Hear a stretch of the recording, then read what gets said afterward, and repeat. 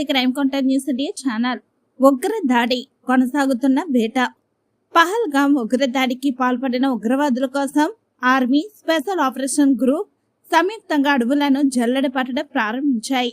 పూంచ్, బారాముల్లా అడవులను శోధిస్తూ ఉగ్రవాదులు ఫారెస్ట్ లో నక్కి ఉండవచ్చనే అనుమానంతో క్షుణ్ణంగా తనిఖీలు చేస్తున్నాయి.